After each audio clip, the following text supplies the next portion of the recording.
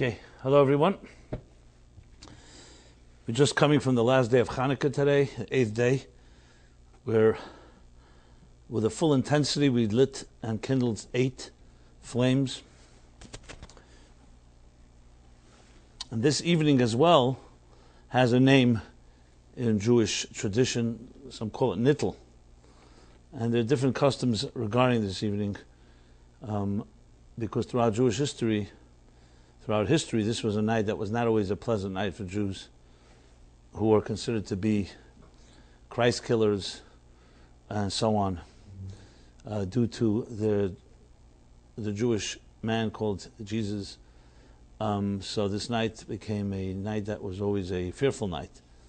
But at the same time, in Judaism, nothing is negative per se. Everything has positive. And hence the name of the class, When No is Greater Than Yes. So we live in a world, and I want to say that the class is dedicated in honor of Chaim, Sarah, Hillel, Isaac, and Simon Caputo, friends and supporters of the Meaningful Life Center. So thank you. If you want to dedicate a future class, just either contact our office, either by phone, by email, or online at meaningfulife.com. So we live in a world where we, I could say, worship power, worship aggression, worship strength. You know, people who are go-getters or are aggressive are considered the people who are going to succeed in life. And we're told from the youngest of age that if you're not going to go out and get it, no one's going to give it to you. And you see this especially in the business world, which is so dominant in our lives today. It's all about outmaneuvering, being ahead of the curve, being ahead of the game, and essentially being someone who's not timid and passive. But business, by definition, means that you're going and you're aggressively pursuing customers or clients or projects or recruiting and so on. As we shall discuss, this description itself is a reflection of a major imbalance in life, because it tends to over-exaggerate the power of power, frankly. Because when you talk about all real things, which as I'll discuss later in this class, things like love, truth, God, soul, anything that is real and eternal in our lives, you'll find that the exact opposite approach works. Aggression, power, going and getting it is not the way to access those forces in life. Where, for example, through aggression can you achieve love? If a flower is growing in the ground, can you pull it out with power? Or you have to water it and allow it to emerge? And the same can be said for so many other things in life.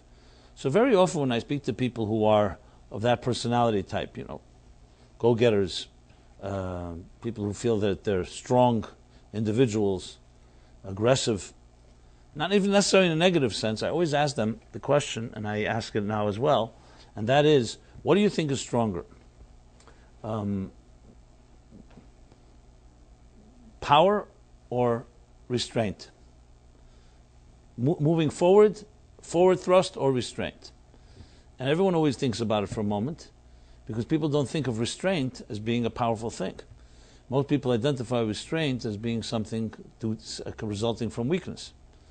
Why would you be silent? Why would you be restrained? Why would you be pliable or flexible or yielding if you're not weak? Because as I said, in the business world, that can be the suicide if the other side ever sees you as weak. And it's not just in business, frankly, it's almost in anything in life. People who are seen as weak are taken advantage of, are by people who are stronger or are predators. Especially if you think of the world, a dog eats dog type of Darwinian world of survival of the fittest, then clearly the one that is stronger is going to dominate. So it makes you think. Now there is a Mishnah that says, Ezehu Gibber, who is the strong person? And you think that would be someone who can lift the greatest weights. No. HaKevish Esitzre, the one that can control his evil inclination, who can conquer and can self-control, basically. So it's an interesting take on strength. Instead of strength being seen as something that's powerful, that you can lift a lot, or you can push, it's really about, can you control yourself? So does anyone ever think of strength and power as self-control? We don't usually, because as I said, we associate power. Now you go to, for example, to any Olympics or any competition. So you have strongmen competitions. It's all about lifting heavier weights, throwing further, jumping higher. Everything is measured in the context of volume, quantity. Now it's not, and so on. But that shouldn't be surprising because we live in a world of volume and quantity. This world measures quantity. So most people, even though they may not admit it openly, you ask them if you want more quantity or quality, people will say, I want more quantity. And obviously, the first answer would be, I want both. But if it came down to having $100 million and versus having a quality of life, most people would choose the 100 million because they think with the 100 million they can buy quality of life, obviously. But this is all just a reflection of, a demonstration of the material world in which we live. That power is measured in terms of quantity, volume, strength, height, and so on. The measurements that we are so accustomed with, which is due to the fact that we live in a sensory world. What does that mean? That sensation, our senses, are what drives and defines our lives. What you see, and what you hear, and what you taste, touch, and smell. And all those five senses, one by one, are all measured by volume, by quantity. You know, you see something, you see a bigger building, a shorter building. You'll never see that a smaller building may have more power than a taller building because the eyes only see the surface. So, same thing with the ears. You hear a louder noise, a subtler noise may be more difficult to discern. And same with taste, touch, and smell. So in a human being who's so controlled, and tell me if we're not, completely controlled by our senses, how is it that how is it that we will not worship strength and power in terms of quantity, as I said? And the same question can be asked, just as you ask the question of a person who considers themselves strong and powerful and aggressive. The same question can be asked of people who are writers and communicators, poets even. What's more powerful, words or silence? And you think about that again. The first thing you think communication is all about words. Is it? Is teaching all about what you say? How about what you don't say? And is what you don't say maybe even more powerful and more important than what you do say? In true education, in true communication. Same thing you can ask an artist or a designer. What's more powerful? What's stronger? The letters on the page or the white space between the letters? The design, the images, or the white space, the empty space that separates images? You know? Most people don't think that way. They think about the black, what you see. You don't think about what you don't see.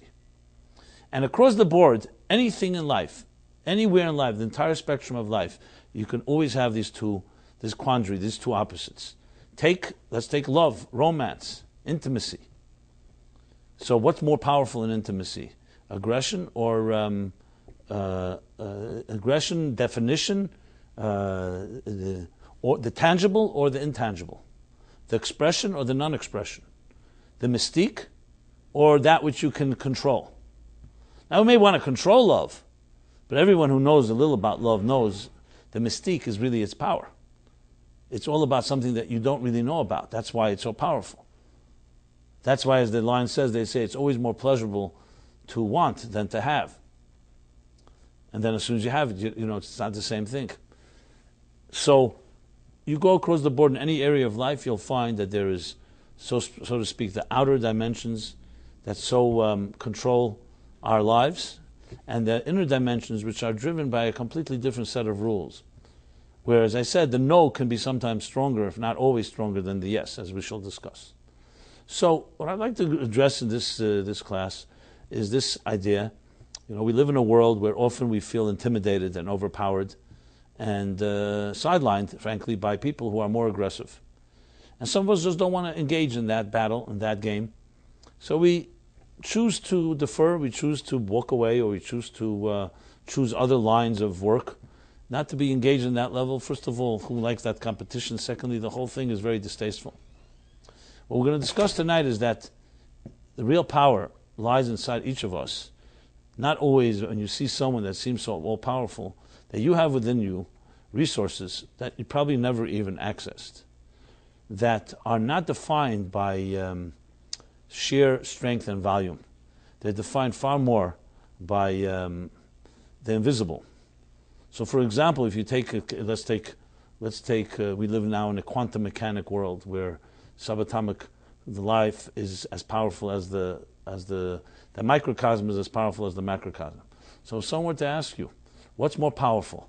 The most powerful firepower of the most powerful weapon on earth, or the nuclear power in a silent, invisible atom? So we all know it's a loaded question today. We all know that the atom can't even be compared. The power of that you can release in a quiet, invisible atom is far, far more than all the forces on earth. Let's take in the human body. We have, let's say, boxers or wrestlers or people like strongmen and so on, who carry a very devastating punch, devastating fist. What's more powerful, that, or your DNA, which again is indiscernible?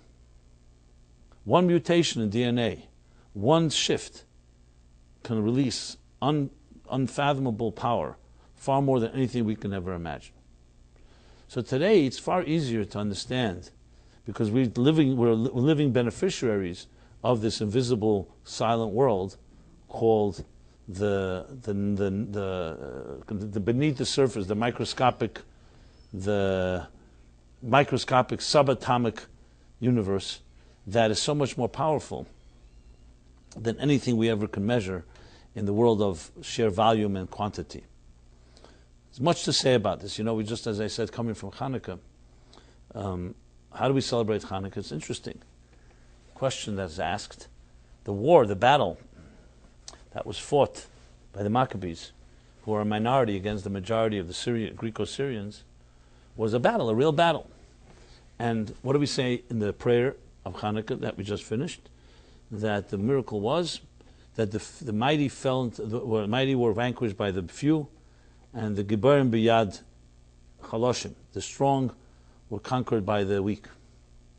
And yet, the holiday is not celebrated through any type of commemoration of the battles fought. For example, the Seder night, which was also battles, the battles against Egypt, and we do commemorate it. We have the 10 plagues that we were mentioned. We talk about the way they were drowned in the sea. In Hanukkah, no mention, except in that prayer. There's nothing. How do we celebrate Hanukkah? Through completely something you wouldn't even know is connected to battle. Light. We light a flame. Which is a fascinating lesson in Judaism in general, that we do not worship battles, nor even conquest in battles. In history, you'll find, and it's maybe changed in the last few hundred years, you'll find that the greatest exploits of the greatest leaders were all in battle. And people went to battle just to win a battle, because that would memorialize them forever and ever, for posterity, that they were the vanquishers. You read the stories of Napoleon, Genghis Khan, even Alexander the Great and others. Battle and winning a battle was the sign of real power, because you vanquished, you conquered a foe, an adversary, and you demonstrated your strength. And people built monuments, and it was a whole thing. Parades, everything around battles.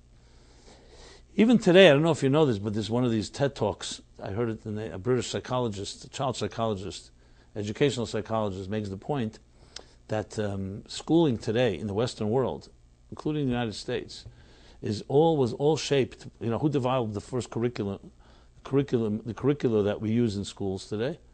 It was Frederick the Great and Napoleon. And that's why it's called elementary school, because elementary is a military word. Because their focus was to educate children to become good warriors.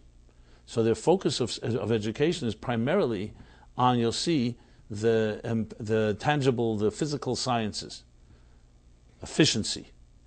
And things like art, music, are always considered extracurricular activities. And he makes this point that children are frankly far more natural, art and music is far more natural to them than mathematics and engineering. But they wanted to create efficient warriors. So even the schooling system that you may think is so peaceful is all driven by essentially an element of efficiency, and therefore we grow up in a world where we worship and value, as I said at the outset, quantity, power, aggression, conquest. Those are the values that we learn, that you learn in school. Obviously, if it's a good school, they'll teach you to do it ethically, but it's still driven by that success is driven not by by love or by kindness or by empathy. It's driven by aggression. But aggression has to be balanced with a sense of conscience and a sense of morality and ethics and so on and laws. I mean, Karl Marx, and I'm no Marxist, so don't take this the wrong way. Karl Marx, in his scathing critique of capitalism, many of his points are very legitimate. Anyone who reads them knows they're legitimate. The problem is he didn't offer a viable alternative. But one of the big scathing attacks is that capitalism is driven by greed. And greed is driven by privatization of property, all about me, not you. It's me against you. The competition of it is built in that you become what he calls in German alienation. He has a German word for it. Alienation from others, alienation from yourself, alienation from the product, alienation from your employees and employers. And you see this especially in the financial business industries. You'll see that type of attitude, bosses playing workers against each other because everybody wants to climb the ladder, and your competition is your colleague. Your competition may be your best friend, frankly. And how many loyalties and friendships have been destroyed in that pursuit? So this is a world in which we live where the worship, as I said, of quantity. But it's also very clear in our world, everyone, as I just mentioned, DNA, subatomic particles. Power, where is real power?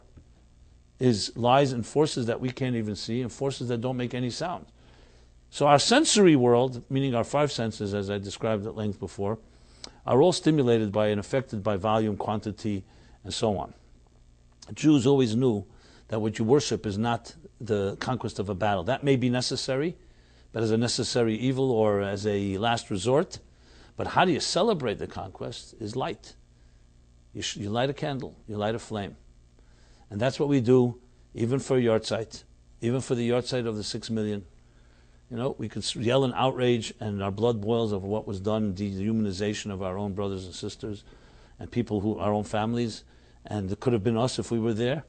And yet, at the end of the day, we do not become like like those that killed us.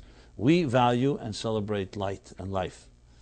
And light is a central metaphor, a central theme in Judaism, especially if you're familiar with Kabbalistic and Hasidic teachings, or Ein Sof, the divine light, the infinite energy. And until 100 years ago, Einstein, and then the discoveries about the power of light was not a central component in the so-called secular world. It was known, of course, light without light, you can't see where you're going.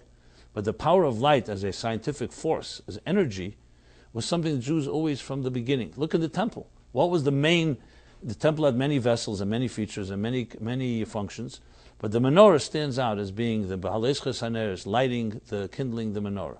Light. And I've discussed in the past in many classes last week as well with the metaphor of light and the different elements of light. Its transcendence, its defying gravity, its ability to illuminate, to warm. Here's not the place to go into that, discuss that at length. Here I'd rather focus on far more the element of quality over quantity. So we live in a world that worships quantity, and we all know that the most valuable thing is quality. And how do you balance those two? And how do you function in a world where, without escaping and living an ascetic lifestyle to some mountain, function in a world that is dog eats dog and still maintain that balance of understanding and appreciating, as saying that the no is greater than the yes, that the power of restraint is greater than the power of action. So that's the essential discussion that I'm leading into. So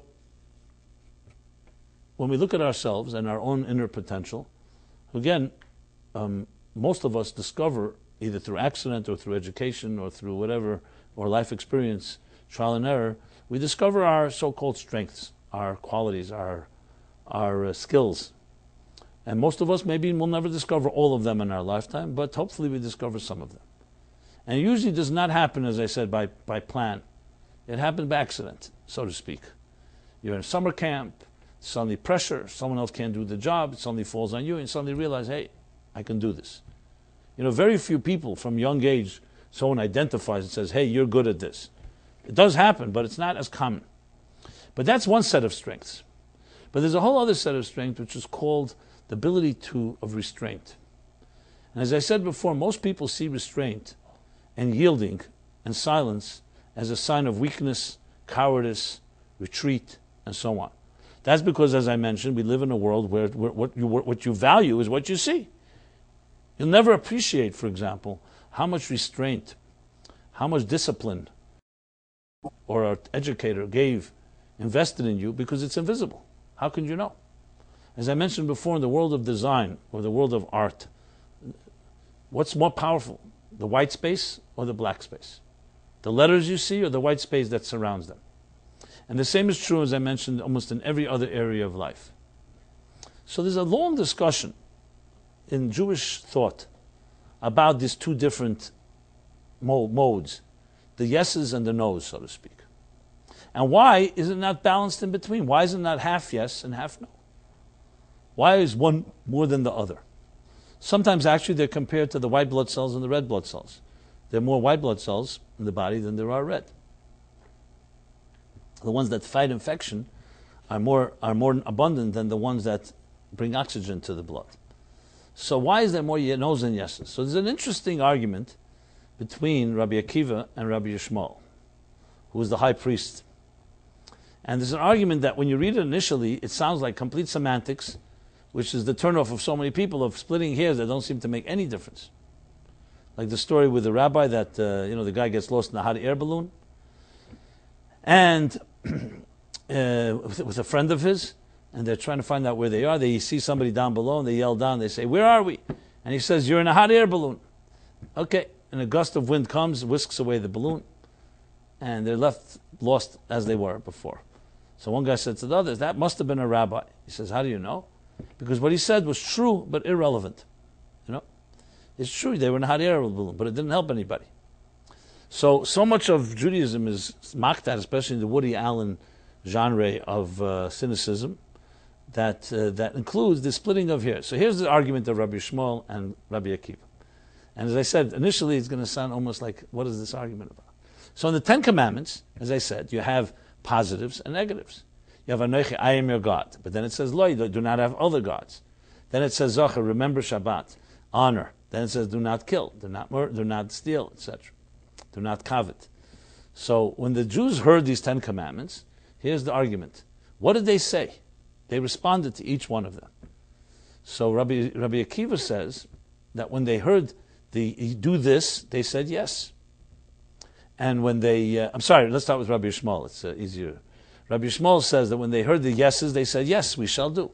And when they heard the no's, they said, no, we shall not do. Right? Makes sense. Like if someone gives you a list of instructions, they ask you to confirm. So you'll say yes to the yeses and no to the no's. Rabbi Akiva disagrees. To the yeses, yes, they said yes. To the no's, they also said yes. Yes, we won't do it. So what is really, this is the argument between Rabbi Akiva and Rabbi Yishmael. So here's the big question. What are they arguing about? The conclusion is the same. Rabbi Akiva is not saying, God forbid, that yes, we won't listen to you and we'll do it. Yes means we won't do it, yes. They answered yes to all 10 commandments, the positives and negatives, they said yes to.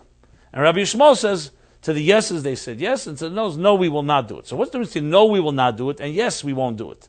It's the same meaning, right? Why would they argue about such a thing? Okay. Instead of giving you all night to think about it, I'll tell you the answer. One of the answers. The answer is an extremely powerful answer as well. And not only powerful, you'll see two paths of ways of thinking about life. And not only that, you'll see how it applies actually to Rabbi Akiva and Rabbi Shmuel's own history and personality. So it's not just a little argument. It actually happens to be two philosophies of life. What they were discussing was, obviously the Jews were complying to what they heard in the commandments. The question is, when they heard a no, what did they hear in it? The yes of it, or they heard the no of it? What that means is the following. In other words, if you hear somebody say, do not go down this path, so you can say, fine, it's something to avoid, it's dangerous, it's destructive, it's not what God wants, it's inappropriate, whatever. And that's it, it's over with, you avoid it, and goodbye, Charlie. Rabbi Akiva, however, appreciated something much deeper than Rabbi Yishmael, and you'll see in a moment why. What did he appreciate? That even when you avoid something, there's also an energy that you exert. It's just that you're not exerting positive energy, you're exerting restraint, avoiding something. So who says that's no? Maybe it's a yes of a different sort. So he recognized the yes, the positive energy, even in a situation that you are avoiding. The power of restraint. which we all know sometimes can be far more powerful than the power of action. Because it may not be difficult to go down a path that is pleasant. But to avoid another path that seduces you and is very powerful, and to say no may require far more energy from you than the yes. Which is why the Talmud says, Hayeshev v'lei over avera, somebody who avoids sin. Actually, avera should be really translated as displacement. Someone that avoids displacing, meaning wandering away from themselves, or sin, it's considered as if they did a mitzvah. How could you say that? They didn't do anything. You just sat around, didn't act. Because the exertion that you need to avoid doing something that's wrong can be just as powerful, if not more, than doing something positive. Now, why did Rabbi Akiva appreciate that and Rabbi Shmuel didn't? Remember, Rabbi Shmuel's approach is not wrong. It's just a different approach, because Rabbi Akiva and Rabbi Shmuel came from two diametric opposites on the social spectrum. Rabbi Shmuel was a high priest. He was born in royalty, he was born with privilege, and he was born with education, and he became the high priest. So, in his world, he lived in light all his life. So for him, when there's darkness or there's something to avoid, fine, you avoid it, and that's that. Rabbi Akiva, on the other hand, was two opinions. Some say he was a convert himself. Some say he was a child of converts. And we know that he did not grow up in a family of education and privilege, definitely Jewish education. Till age 40, as a matter of fact, he knew nothing.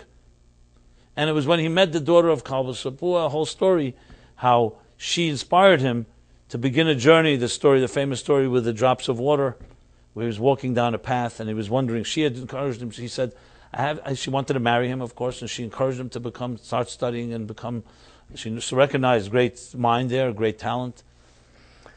He said, I'm 40 years old. What could you start doing when you're 40 years old? And 40 then, you can imagine, was like life expectancy in 1930 was 32. So 40 was really old then. Today, 40 is young.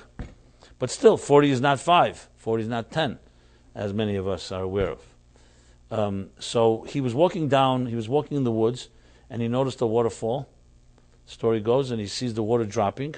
And then he noticed a stone right near this bank right near the edge of the water of a rivulet, the little stream, and the stone was interesting. It had a hole bored through it, like someone had drilled a perfect hole right through the stone.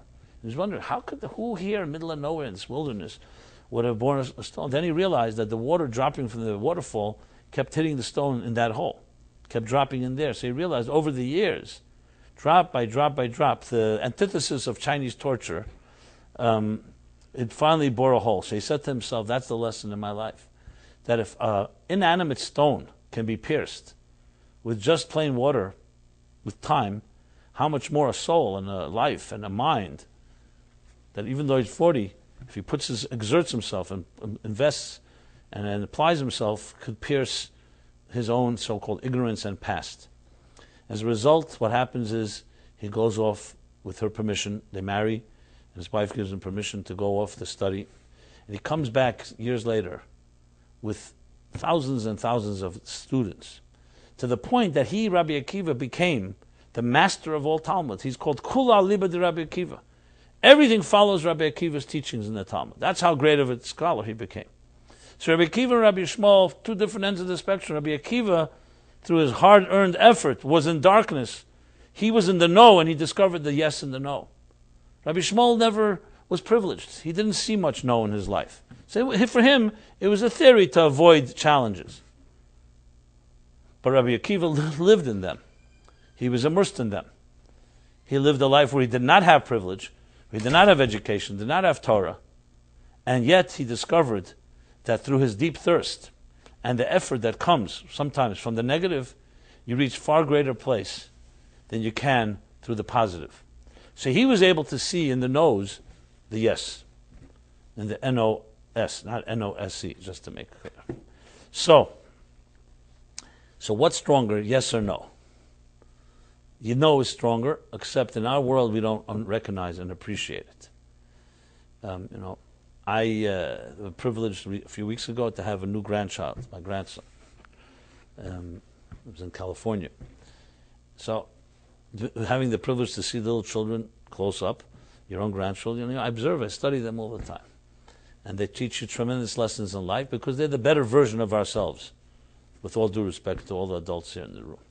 If you disagree, it's your right, but that's my humble opinion.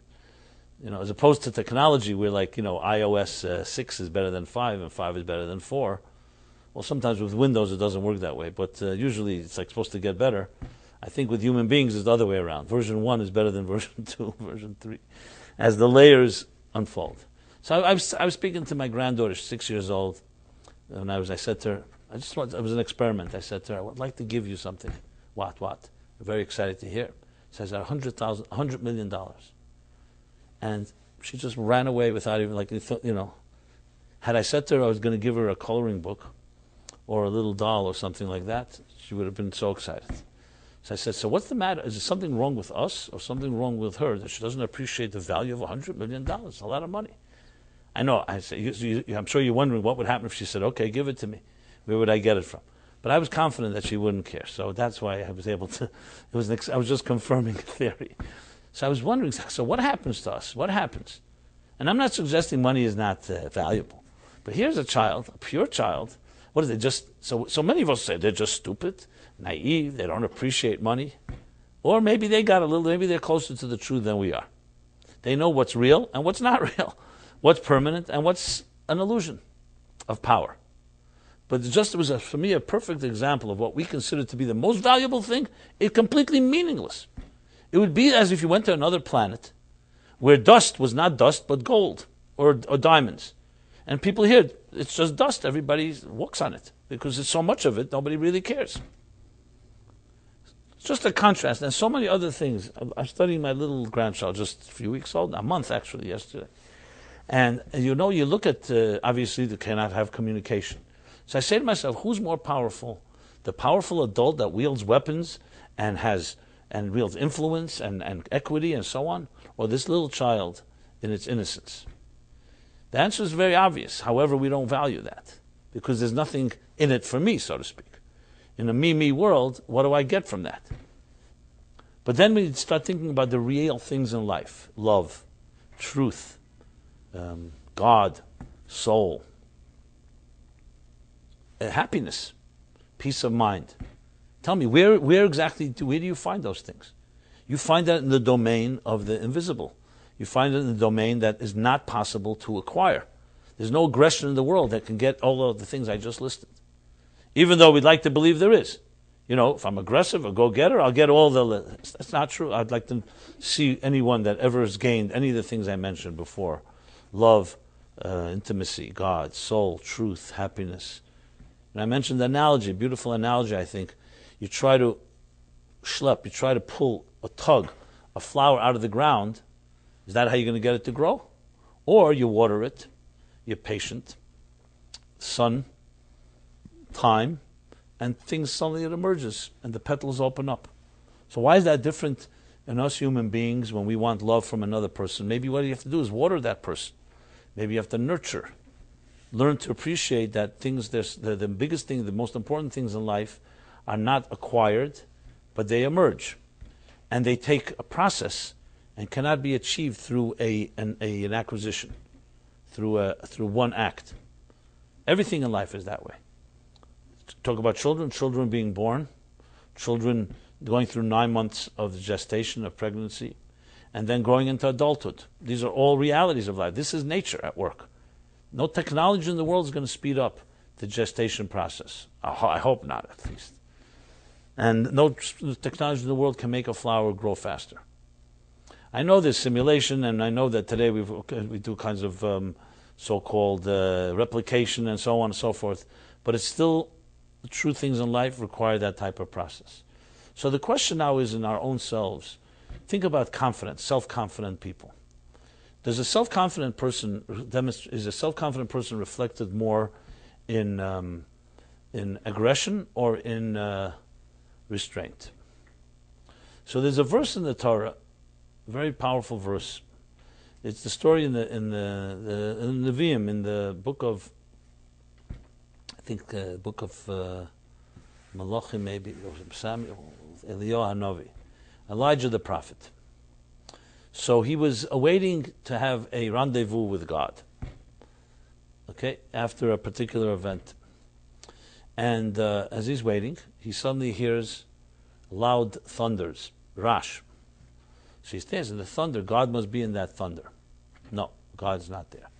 Then he sees a bright lightning, Aish, fire, and wonders if God is there, and God is also not there.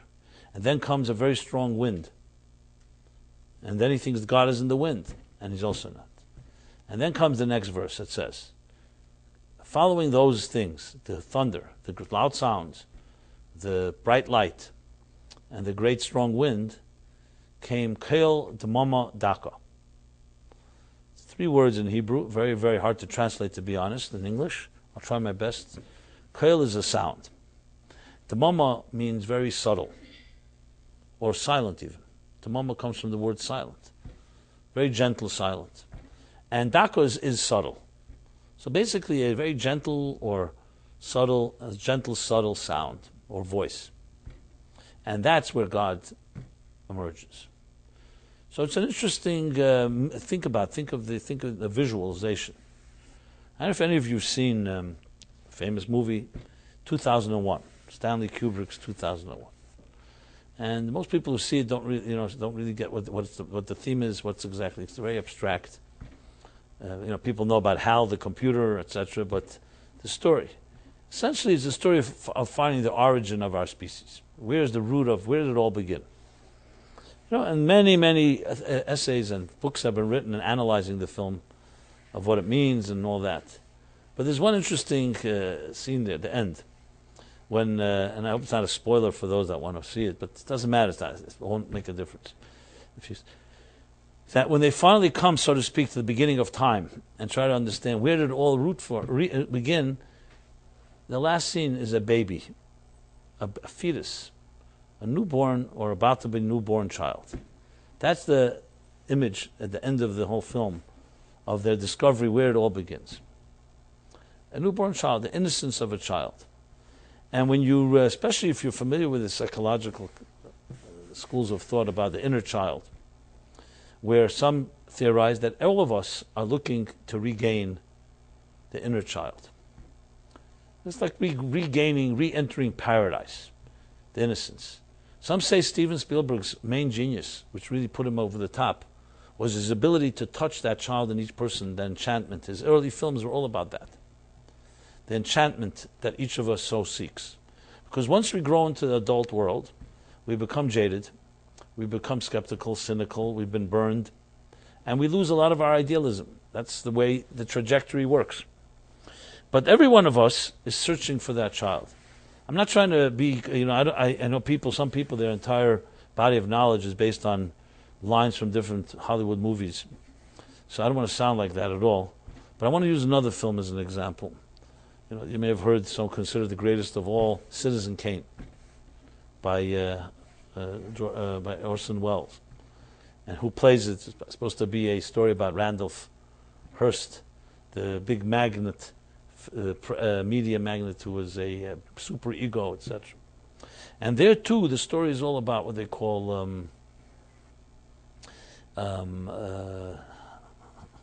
what's the name of the sled? I forgot already. Okay, yeah, Rosebud.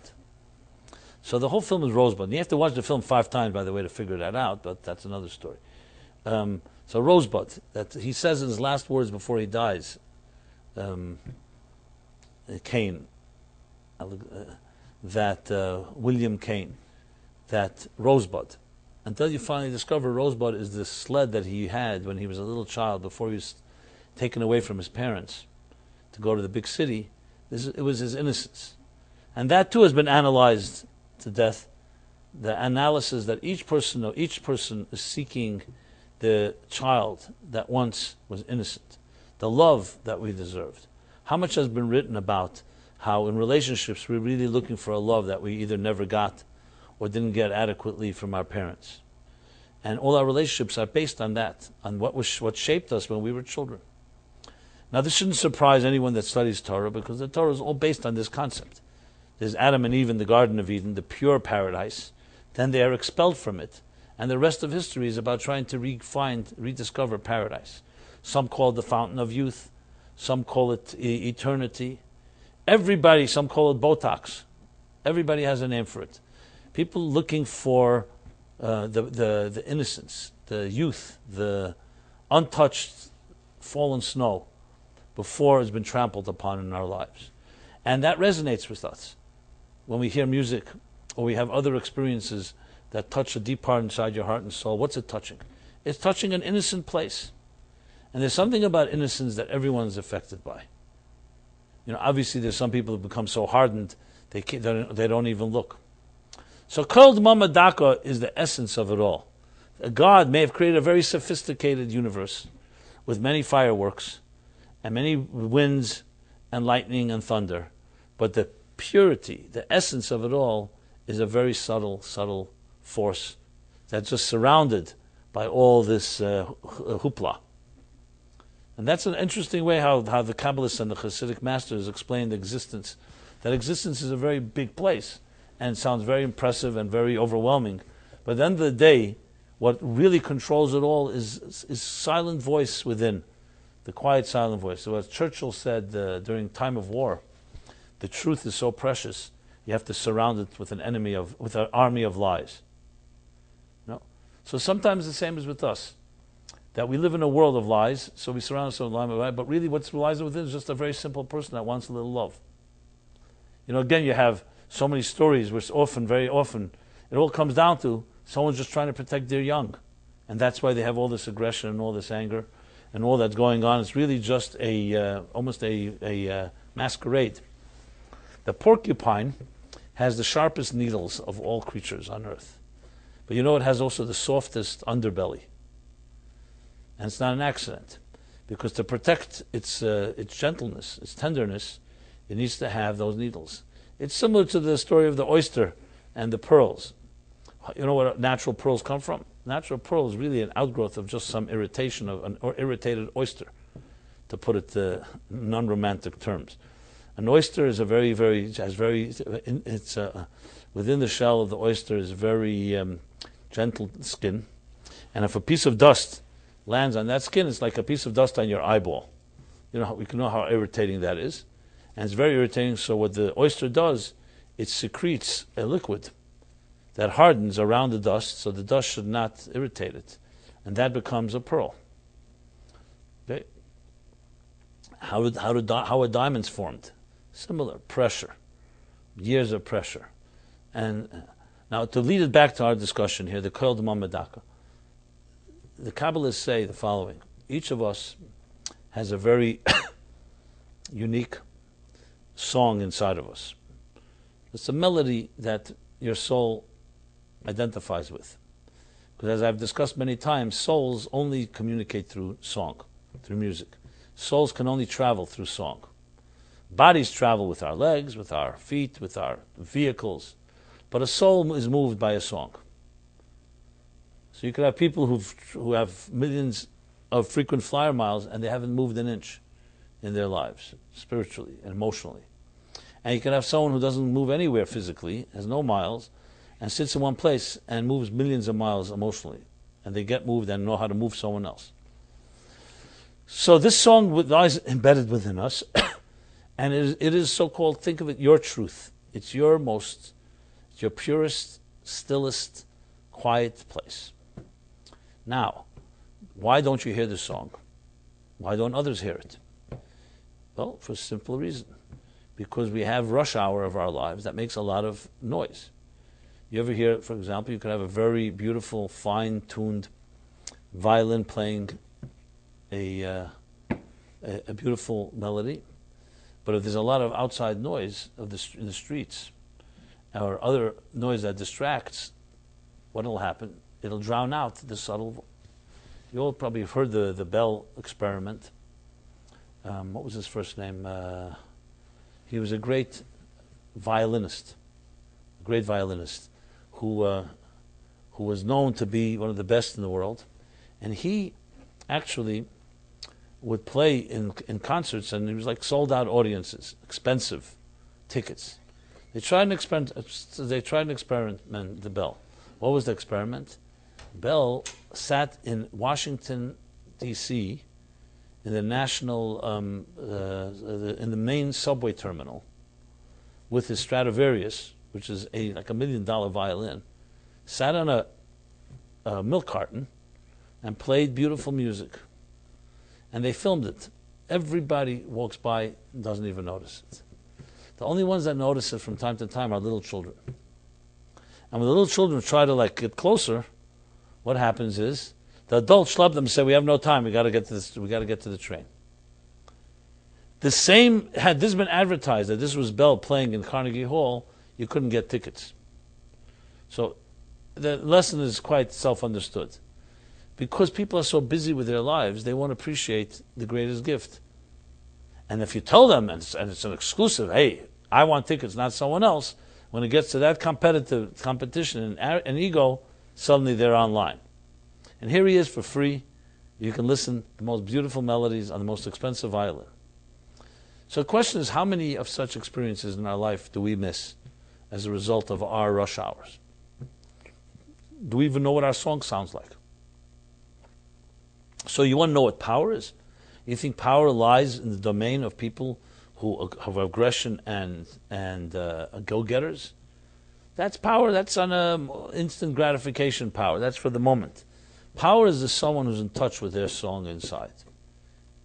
Because first of all, then you're in control of yourself. You know what is priority and what's not.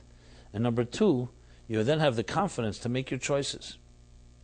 You know, the Talmud says that shtika, mila besela, that a word is worth $1 and silence is worth 2.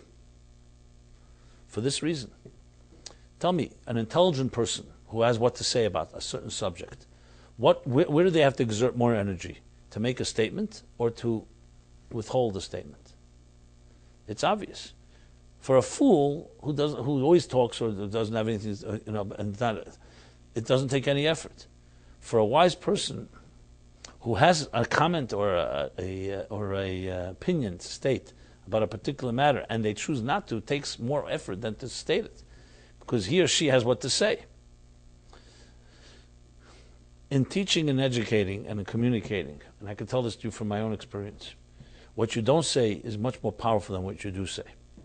When people come to you for advice, for example, and let's say you listen to them closely, and you hear all the facts, and then what's your plan? Let's say you do have, let's say for argument's sake, you have clarity of what that person should do. Should you tell them what to do or not? And I'll show you the argument both ways. On one hand, of course tell them. They came to you for help. Why don't you tell them what to do? Simple as that. Well, because there's a few reasons. Number one, you may tell them what to do. Number one, they may not listen because they don't think it's right and they're not really ready to hear what you have to say. They did come to you, but they may have too many resistances. Number two, even if they do what you say, that's right now. What about in a month from now or a year from now? And you're not there. Have you really empowered that person? Or you just gave them advice and told them what to do? What's more important? To empower and let them understand themselves what to do, so when they get into situations similar or otherwise, they now have a methodology, or you just answer the questions for them. So let's rephrase it in a context. Let's present it in a different context. Who is a greater teacher? A teacher answers your questions or teaches you how to answer your own questions? The answer is obvious. One teaches answers and the other teaches methodology. And methodology is forever, because it trains your mind how to answer. So if you really find a good teacher, you should ask that teacher, I don't just want answers, I want to know how you find the answers. What is your method that you use to find an answer? Because then you're going into the concept of empowerment, of thinking the right way, of the correct way of thinking, the right mindset. Where are the blind spots? Where is the subjectivity or the other impediments getting in the way? That's far greater. But again, in the instant gratification, fast food world in which we live, we want quick answers. Give me the answer. I'm not interested in more than that. But a great teacher will not ever buy into that. They will have the restraint to teach you to learn how to answer, not just what to answer. And the how to is far, far greater because it lasts forever. Because even when that teacher is no longer here, or they're no longer in your presence, you have the method. And a method is far greater more important than just knowing what to do in this situation. So you see, even though the inclination or the temptation would be, let me just answer that person's question and let me just tell them what to do, far, far more difficult and more restraint and more energy in the no than in the yes, in what not to say than what to say. Now, I'm not saying it's always that clear. Sometimes you need to really weigh these two. Sometimes people do need more, sometimes less, so they have to gauge these things. But nevertheless, you see from this that it's much more complicated than just, okay, yeah, let me tell you exactly what it is. Also, people have pride, and they have denial, and they have ego, and all these, and shame. These factors are also important. You can't just come to somebody and say, and it's like almost the blessing of denial. Denial we usually see as a very negative thing. You're in denial, you're not ignoring, you don't even know there's a problem, blah, blah, blah. But denial also has a virtue to it, if it's moderation. What is the virtue? Your system cannot yet tolerate the shock or the intensity of a particular revelation. So maybe it's healthy to have some denial. People who go through very serious trauma, denial actually saves their life. It buffers it. It weakens the blow. Now, denial is no good if it destroys your life, if it completely takes over, and you're completely living in la-la land or you're completely out of touch. But appreciating when a person has resistance is also part of proper education. It's like, I don't want to use the word spoon feeding, but it's like holding someone's hand and helping them learn to walk. And that takes time. You cannot force it. It takes time for people to get over certain shocks, certain revelations, and it takes time to absorb. People say, I want to hear the whole truth, the whole naked truth as it is. Is anyone you know on earth that wants to hear the whole 100% truth? Would you really want to see the 100% truth of what you look like? In its good and its bad? I don't think so. There's a Hasidic story they tell about this guy that spent all his life looking for the truth. He traveled all over the world. Spent his whole life. He was a real serious seeker. He finally meets someone. And now he's already become an older man. He still has not found what he's looking for. He meets someone who he sees as a real sage, and says, "I'm spending my whole life looking for the truth. Maybe you could help." So the man says to him, the sage, "How important is it to you?" He says, "What do you mean? My whole life I've spent. Trust me, I've pushed away many opportunities just to find the truth. I'm ready to pay anything for it. Ready to give anything. Not just money, my energy, whatever it takes." Okay, I'll give you the benefit of the doubt. And he gives them instructions, directions to travel to a certain distant land. When you come to this place, go to a particular forest, and there you'll find, in the middle of nowhere, you'll find this palace, this castle.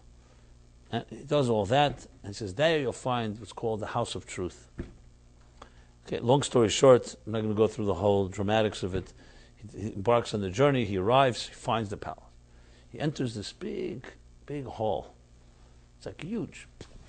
And the sight that's most glaring and most obvious, you see rows and rows and rows, endless rows of flames. Candles and flames. They're all burning. And of all shapes and colors and sizes, there are tall flames and there are short flames and little ones and wide ones. Flames and flames. And it's a sight to behold. He doesn't know what it means, but he sees it all. Then suddenly a man comes over, the caretaker of the place. "What are you doing here?" He tells him, "This and this sage sent me here. It's the world of emes, of truth." Yes, it is. What are all these flames? He says, the flame is the story of every person's life. So every person on earth has a flame in this room. They're the very fresh flames are the newborns. The ones that are about to burn out are the older people about to die. The flames that are very expressive are people who have accomplished a lot in their lives. You'll see flames that are very dim and weak. There are people who are more depressed. He gave them the whole rundown, how each flame tells the story of the soul of the person. Now, of course, the next question is, where's my flame? He wants the truth, the emes. He wants to see his own flame. He's going to see the truth of who he is. So the caretaker tells him, okay, you go down row C, flames 85, whatever it is. And he slowly, tentatively makes his way down the aisle. Finally, from a distance, he's looking, getting closer. And as he gets closer, to his shock and dismay, the flame is about to burn out, which means his life is about to end. He gets so disturbed by it, he looks around if anybody's watching. He doesn't think anyone's watching.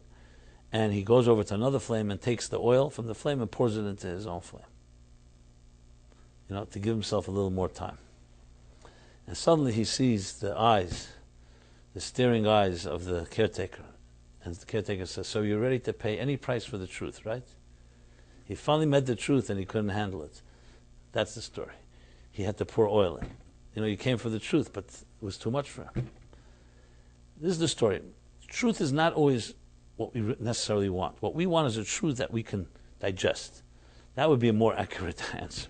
And hopefully as you digest a little more truth, a little more, you can ultimately find deeper truths and deeper truths. Because we live in a world which is a false world, and many of us have plenty of false stuff in us.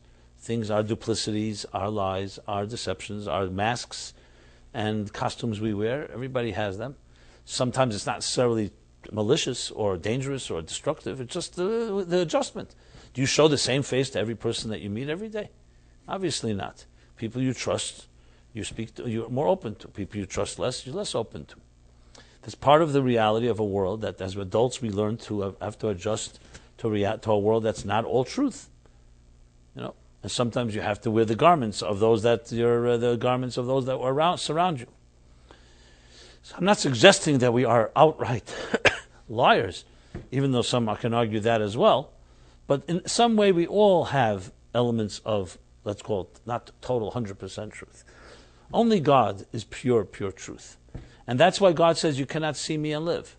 No person can see God and live and remain who they are. So our journey is to find elements of truth, and more until we can absorb more and grow into them. And go back to what I was saying, was that a good teacher recognizes all of this. A good advisor will recognize this. They'll recognize that you have to learn to package that truth or communicate it in a way that the child or the student can hear. And it's not being, God forbid, manipulative or deceptive. It's simply the way to communicate. That's communication. So sometimes the restraint, what you don't say, is far more powerful than what you do say. And I could go on with a list of all kinds of different examples where we have these powers within us. However, let's go back to the main key issue. If you're insecure, living in an insecure world, you can't afford to rely on these forces and power of restraint, because people will perceive you as weak. And you perceive yourself as weak. So what do? We develop all these aggressive tools to try to demonstrate, hey, no, I'm a force to be reckoned with. In an interesting way, even though I don't like to generalize, it's almost very much connected to, as Kabbalah Hasidic thought puts it, to the feminine and masculine energy. Masculine energy in general is more aggressive. Feminine energy is more intimate. Kvuda bas melech pnima. The dignity of the queen, of the princess, is within. Dignity is an internal thing. But we live in an external world. So who suffers most in a world where materialism is worshipped? The one that has less power. Since a man has physically more brute power, it's the woman that will be often subjugated to that, in the physical sense, even in a sexual sense, and as well as in power. That's why you have men, especially in the Western world, the entire world, control. And women are still struggling to find equanimity, salary-wise, respect-wise, and so on. And will sexual harassment ever fully end? Can you legislate it? As they say, men will be men. So you could legislate to some extent. But if a person doesn't have an internal compass of what means respect, they'll follow the laws because they may not want to be prosecuted. They don't want to be caught. But do they really change? So, speaking beyond women and men as in the gender, feminine energy and masculine energy is far less appreciated in the world at which we live. Because feminine energy is the gentle, subtle voice. And when I say feminine energy, I even mean the feminine within the masculine. Because both they overlap and they both include the other. So it's about appreciating the inner life as opposed to the outer life that suffers most in a world like ours. That's why, as a sociologist that comes from time to time to this class, a sociologist, and I once asked him, we had a conversation, I said to him, so how do you measure a successful society? So he gave me all the usual suspects, the list of the grocery list. What is it? The standard of living, the life expectancy, medicine, access to the utilities, water, the hunger, the level of hunger. And by all those measures, we live in the most advanced society ever. Then he asked me, which was of course where I was leading to, so how does the Torah measure society? I said, by one thing and one thing only. The status, the health of the family and the children. I remember he looked at me and he said to me, oh, well, if it's that the case, this society may be the worst in history. Well, we don't know if it's the worst, but it's definitely not up there. So a very interesting, different definition. See, he defined it all by what I said at the outset of the class, by volume, by quantity, by what you measure. You measure. People have the median salary is today triple that it was, 50 years ago. Even accounting for inflation, etc. People own homes. Measured by material success, and I'm not saying that doesn't have a measure. However, it has nothing to do with real life. It's to do with external life. And it's a blessing. When you want to know what a society really is like, the heartbeat of a society, the soul, look at how functional families are. Are children growing up in healthy homes? Are they secure and confident? And when I say children, in a way also, why do I mention women? Because women very much represent that side as well. And not that women can't work and don't work and so on, but work goes back to the measure of again, salaries and success and career. I'm talking about home life, family life, love. So everybody suffers, the men, the women, and the children.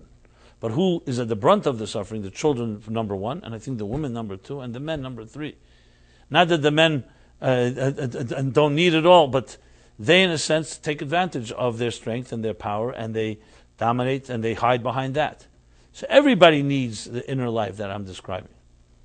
So therefore, as we look in a world like ours, and that every day technology accelerates to the point that we feel such enormous power in our hands.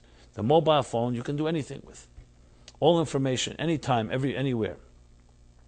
So it creates the illusion of even further power, when it reflects nothing on inner life. Absolutely nothing. Because you can have all the gadgets in the world and be a complete miserable, dysfunctional human being. And you can have no gadgets and none of the benefits of this modern world and be the most healthy, confident, secure individual. They completely do not reflect on one another. Absolutely not. There's not one thing that you would say would cause someone to be more confident or secure or emotionally healthy as a result of technology. You may get a message, technology may deliver to you an article or a message that helps you find confidence. Okay, then it's doing its job of delivering, but not the technology per se. That's simply because it's a way of communicating a message. And yes, if you're in touch with a good friend and you can Skype or speak on the phone or some other way communicate, fine. That's the people involved. And the technology then is being used for the right purpose. But it's not the empowerment of having 50,000 cable channels at your fingertips that makes the difference. So it's increasingly more difficult in our world to get people to get excited about their inner souls.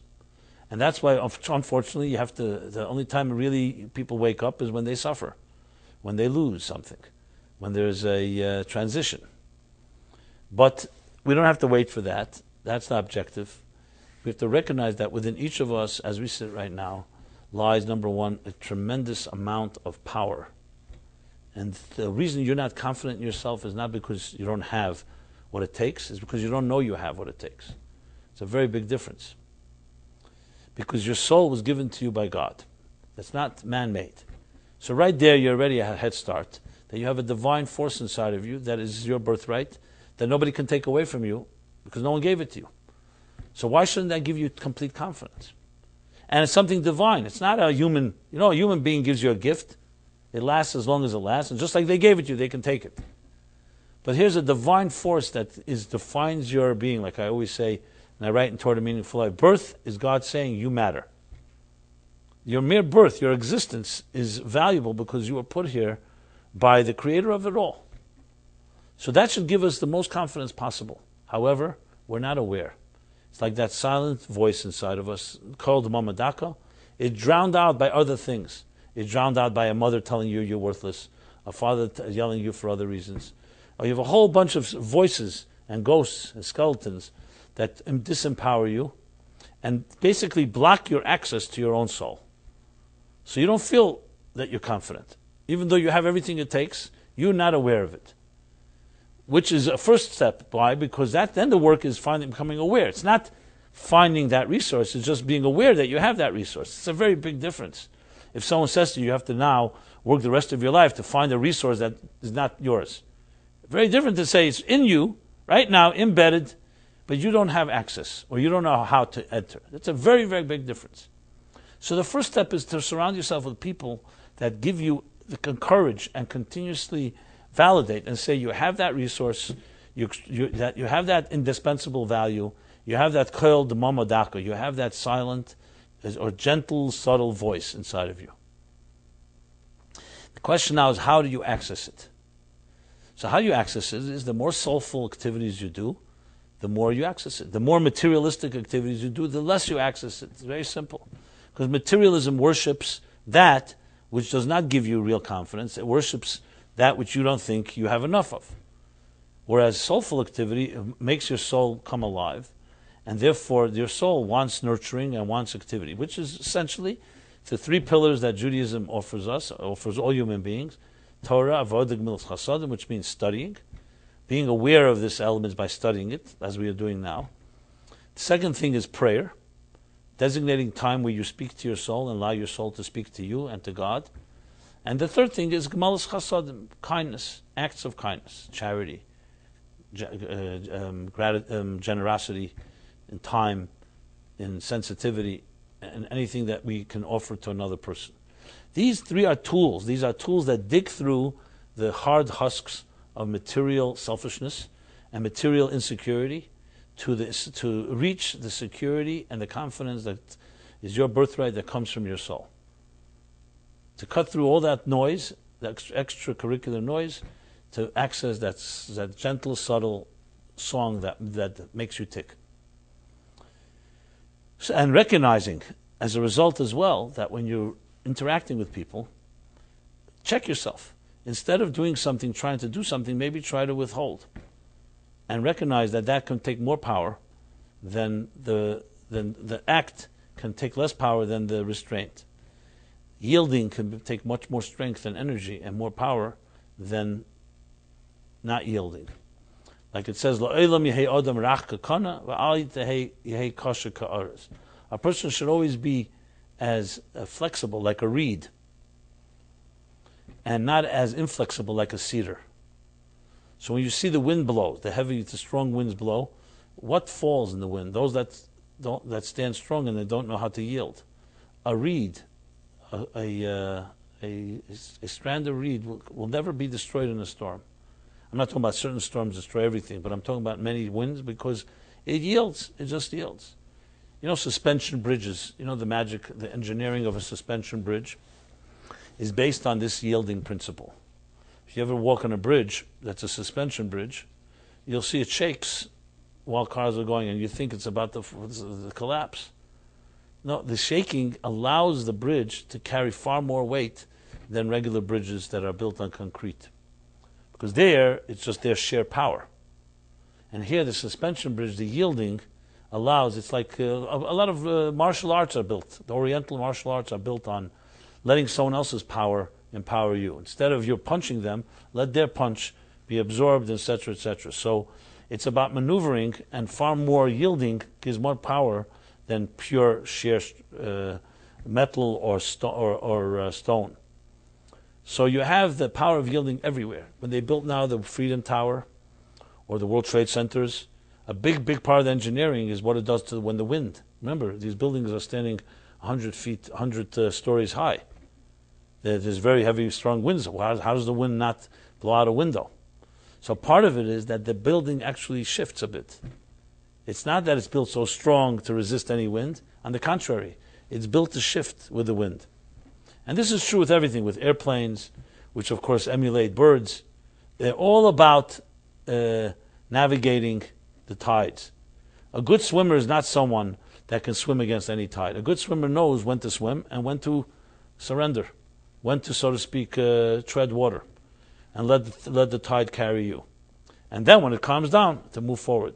It's all thing about life. You'll see very many people, when they're in the moment when they're desperate, they suddenly start thrashing about, And that makes it far more. They complicate and entangle themselves much more, because they make that emotional mistake of trying to solve it right there and then. Like the drowning victim syndrome. What's a drowning victim? Lifeguards have to be taught, because when someone's drowning, they're so desperate they'll pull down anything that comes their way, even someone that's coming to save them. So the key is to realize that sometimes the way to solve a problem is not to fight it. It's to yield to it. And as I said, the list goes on. It's a set of tools that we have to develop that really are not really taught to us, because in elementary school and military school and so on, we're taught the tools of aggression. We're taught how to get something.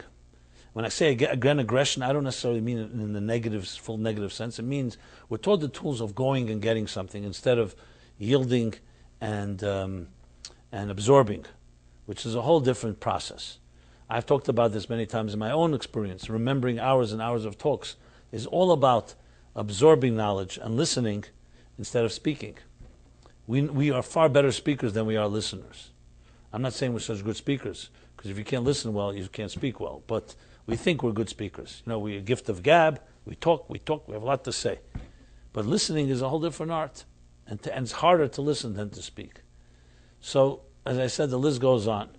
I want to wish everybody, let's use this evening as an opportunity to access a deeper dimension of our so-called restraint. And obviously you have to know when to restrain. Sometimes you have to know when to fight. Sometimes, like what they say, know when to hold them, when to fold them. But that's where it comes the wisdom of the methodology of knowing when to forge ahead and when to yield. And that really is a case-by-case thing that comes with time. But I think that in the world we live in, we need to develop far more of those tools of the no being stronger than the yes. That quiet little still place. I wish you all to be able to have moments like that, if not more than moments, where you can just sit alone on a couch and just kick your shoes off and just be comfortable with your stillness, comfortable with your quietude, with your inner self. Many people are terrified of the concept because they don't feel they have a good self to embrace. So they get themselves busy, doing this, going out, partying, and so on. But you should know you do have a pure, gentle voice, music inside you. You have to find people that encourage, that validate that support that make you feel confident in it, and then do whatever it takes. The things I said before: study, prayer, and tzedakah and chesed, kindness, to nourish and nurture that dimension. So again, the class is dedicated in honor of Chaim, Sarah Hillel, Isaac, and Simon Caputo, and we will have another class next week, as always, Wednesdays. Philip is giving, I believe, his class tomorrow night. I'm not positive, actually, because of the holiday. Maybe not. I'll have to check. And please stay in touch. Meaningfulife.com. We send out weekly emails, developing new programs, and as we go along, in any other way we can help you in your personal spiritual journey. That's what we're here for. Thank you, and everyone have a very good week.